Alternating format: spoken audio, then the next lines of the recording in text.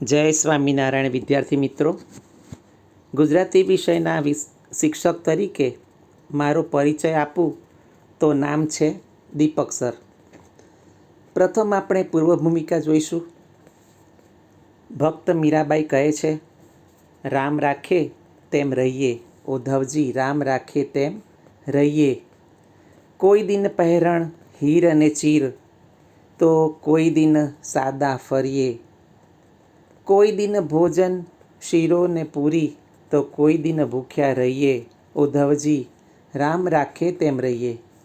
આ પંક્તિઓમાં મીરાબાઈ જીવનમાં આવતા સુખ દુઃખનો સહજ સ્વીકાર કરતાં કહે છે કે જેમ ઈશ્વરની મરજી હોય તેમ થાય. જે કંઈ થાય છે તે ઈશ્વરની મરજી પ્રમાણે થાય છે, તેનો સ્વીકાર કરી આગળ વધવું. કારણ કે સુખ અને દુઃખ એ માનવ જીવનના અભિન્ન અંગ છે. માટે જ કહ્યું છે કે એક સરખા દિવસ સુખના કોઈના જાતા નથી. આ પંક્તિમાં જ તો આપણા કાવ્યનું શીર્ષક સમાયેલું છે, જેના કર્તા છે પ્રભુલાલ દયારામ દ્વિવેદી. કર્તાનો પરિચય જોઈએ. પ્રભુલાલ દ્વિવેદીનો જન્મ તારીખ 15/11/1892 રાજકોટ જિલ્લાના વીરપુરમાં થયો હતો. પિતાનું નામ દયારામ અને માતાનું નામ ફૂલબાઈ હતું. તેમનું વતન જેતપુર હતું.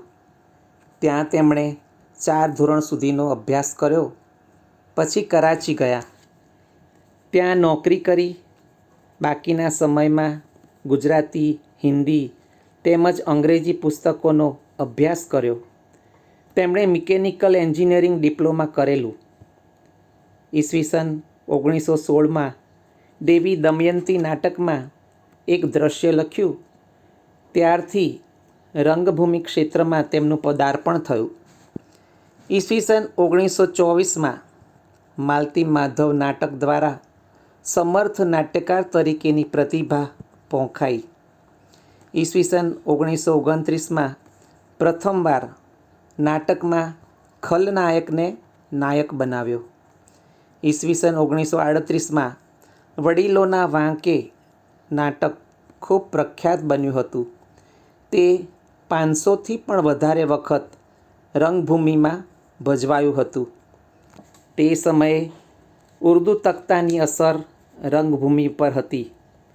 પ્રભુલાલે પુરાણ, ઇતિહાસ તેમજ સમાજની સાંપ્રત કથા વ્યથાને નાટકમાં સાંકળીને નવતર રચનાના પ્રયોગો કર્યા. તેમાં વિદ્યાવારિધિ ભારવી, સામેપાર તેમજ જગદગુરુ શંકરાચાર્ય એમના સાહિત્યિક દ્રષ્ટિએ મૂલ્યવાન એવા મુદ્રિત નાટકો છે.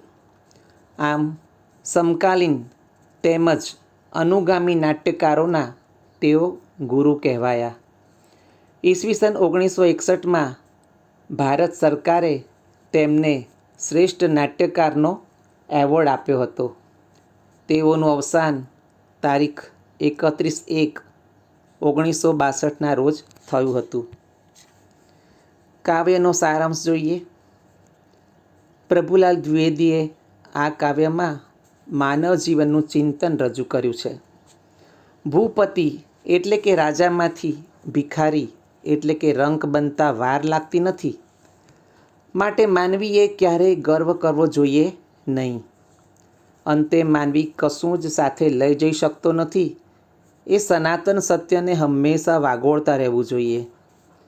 સારા કાર્યો કરી લેવા અને ખરાબ કાર્યોથી ડરવું જોઈએ.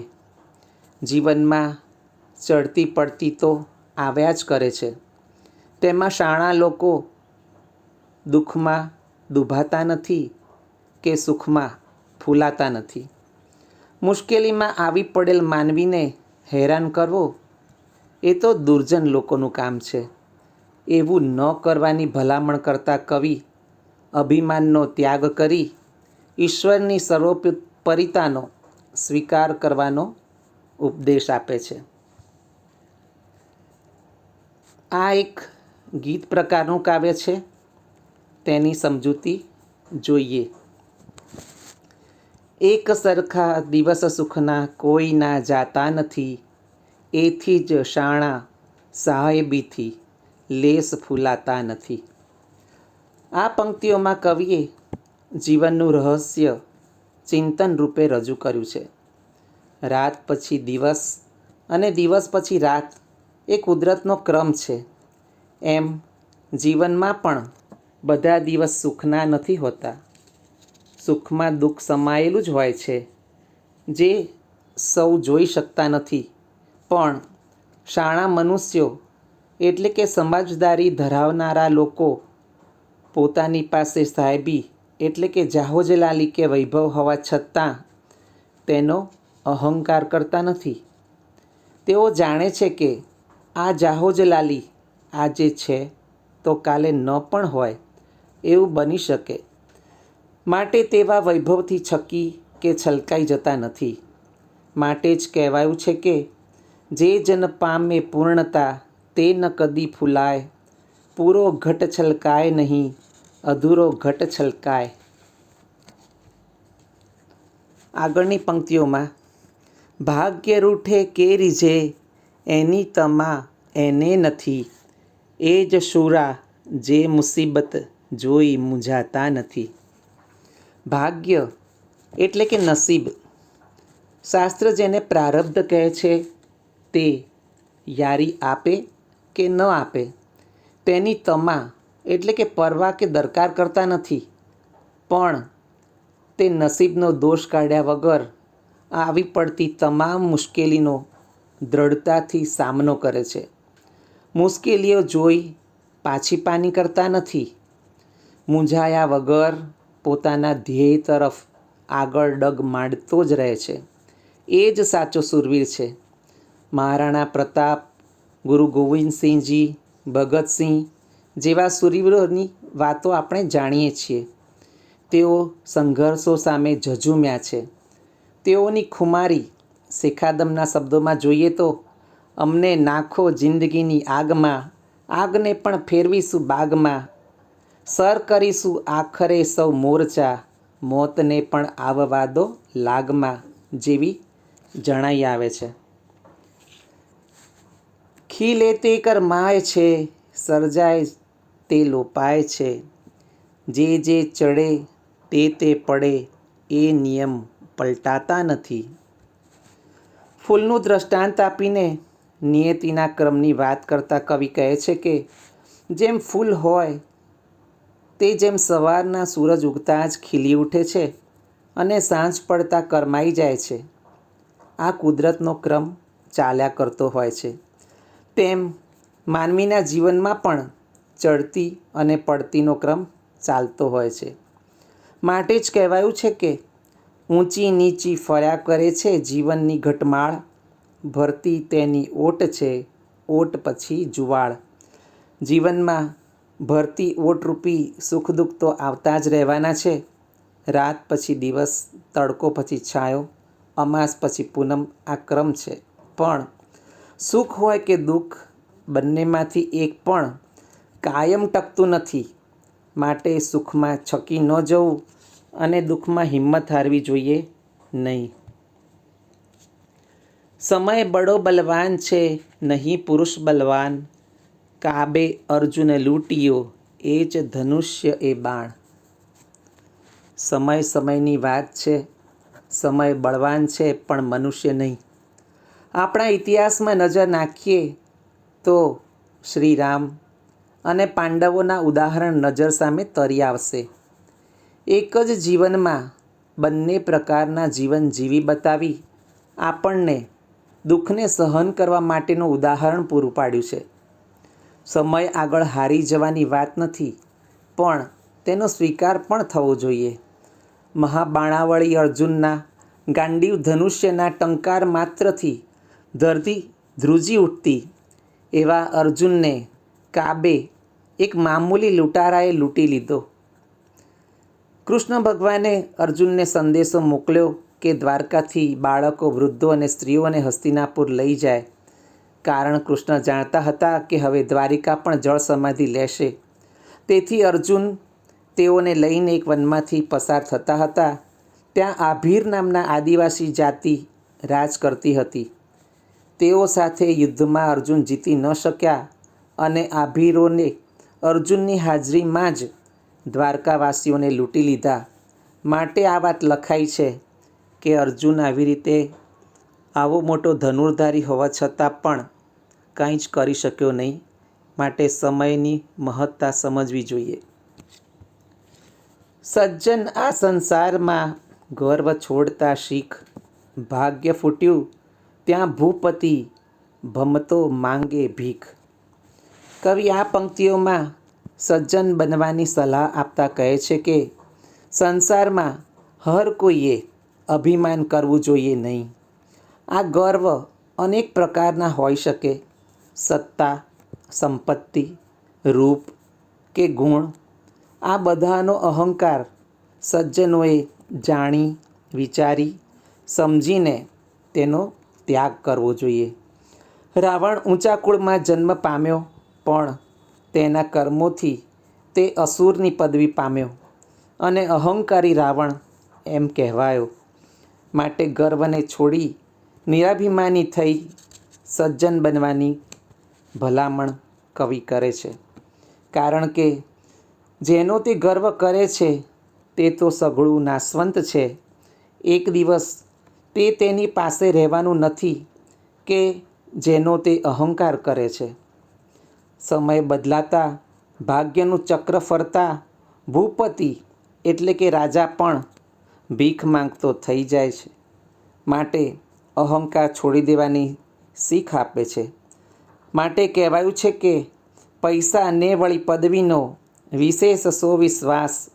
રાવણ કેરી સિદ્ધિ પણ પળમાં પામી નાશ. ધનજન સંપત સાહેબી કોઈ ન આવે સાથ. ઈશ્વરના દરબારમાં જાવું ખુલ્લે હાથ. આ પંક્તિઓમાં કવિ કહે છે કે માણસ મૃત્યુ પામે છે ત્યારે ધન, સ્વજન, સંપત્તિ કે સાહેબી આમાંથી કંઈ તેની સાથે આવતું નથી. મહાન સમર્થ નેપોલિયન કે જેણે જગતને સર કરવા માટે અગાધ પ્રયત્નો કર્યા એ પણ છેવટે એમ બોલ્યો કે મેં બધું જ કર્યું પણ મેં અંતરનું તો કાંઈ ન કર્યું. મારું જીવન નિરર્થક ગયું. તે વાત બધાને સમજાવવા નનામીમાં પોતાના હાથ ખુલ્લા રાખવાનું કહીને પોતે મૃત્યુ પામ્યા કે હું આમાંથી કશું જ સાથે લઈ જઈ શક્યો નથી. આમ ઈશ્વરના દરબારમાં અંતે તો ખુલ્લે હાથે જવાનું છે. દેવાનંદ સ્વામીએ આ વાત ખૂબ સરસ રીતે કીર્તનમાં કરી છે. તે જોઈએ. કર પ્રભુ સંગાથે દ્રઢ પ્રીતડી રે. મરી જાવું મેલીને ધન માલ. અંતકાળે સગું નહીં કોઈનું રે. સંસ્કારે સંબંધી સર્વે મળ્યા રે. એ છે જૂઠી માયા કેરી જાળ. અંતકાળે સગું નહીં કોઈનું રે. મારું મારું કરીને ધન મેળવ્યું રે. તેમાં તારું નથી તલભાર. અંતકાળે સગું નહીં કોઈનું રે. સુખ સ્વપ્ના જેવું છે સંસારનું રે. તેને જાતા ન લાગે વાર. અંતકાળે સગું નહીં કોઈનું રે. માટે સેવ તું સાચા સંતને રે. તારા ટળશે ત્રિવિધના તાપ. અંતકાળે સગું નહીં કોઈનું રે. આગળની પંક્તિઓ જોઈએ. ડરવાનું દુષ્કર્મથી એ જ જીવનનો સાર. મરવાથી ડરવું નહીં મરવું એક જ વાર. કવિ જીવનનો સાર બતાવતા કહે છે કે માણસે દુષ્કર્મોથી ખરાબ કર્મોથી ડરવું જોઈએ. એટલે કે ખરાબ કર્મો ન કરવા. શાસ્ત્રમાં એટલા માટે તો કહ્યું છે કે આટલા કાર્ય કરવા આટલા કાર્યો ન કરવા એમ વિધિ નિષેધ બતાવ્યા છે.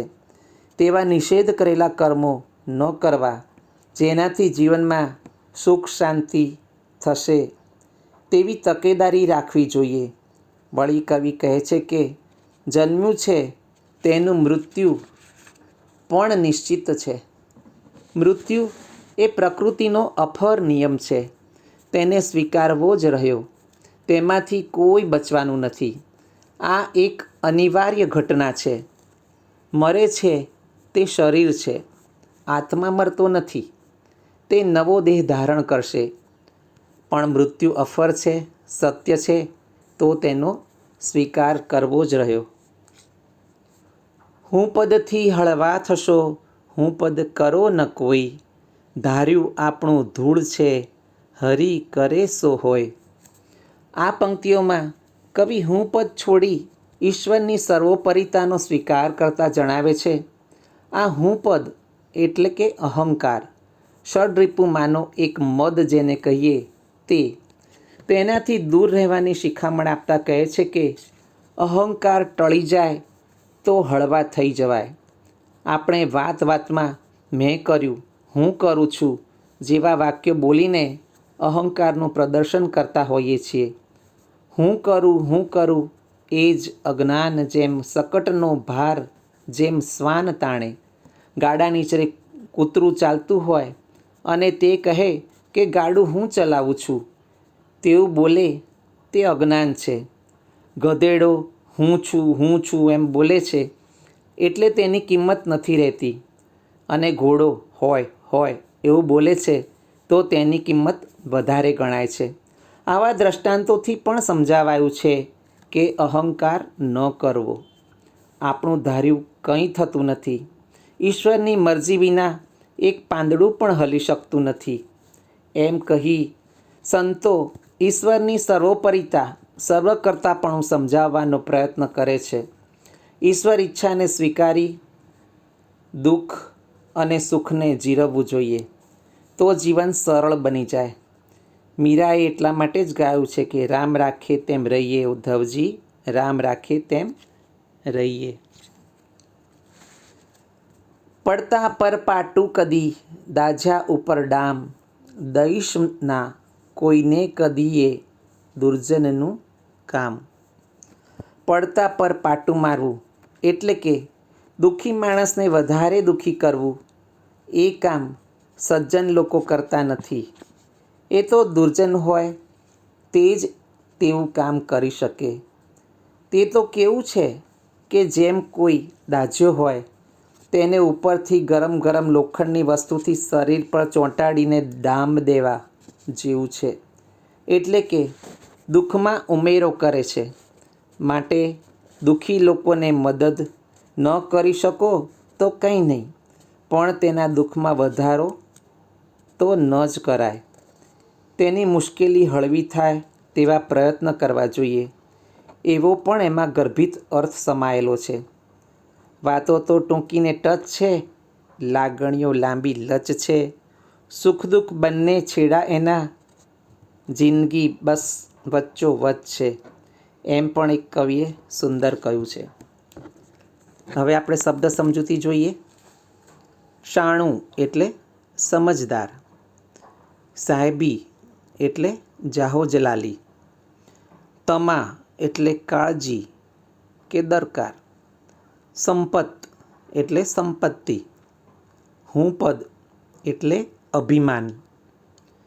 પડતા પર પાટું એની સમાનાર્થી કહેવત છે દાઝા ઉપર ડામ. એટલે કે એક પીડા હોય ત્યાં બીજી પીડા ઊભી થવી. 2 અને 4 ગુણવાળા પ્રશ્નોત્તર લખતા પહેલાં આ પ્રમાણે પ્રસ્તાવના લખવી. કૃતિ એક સરખા દિવસ સુખના, કરતા પ્રભુલાલ દ્વિવેદી. પ્રકાર ગીત.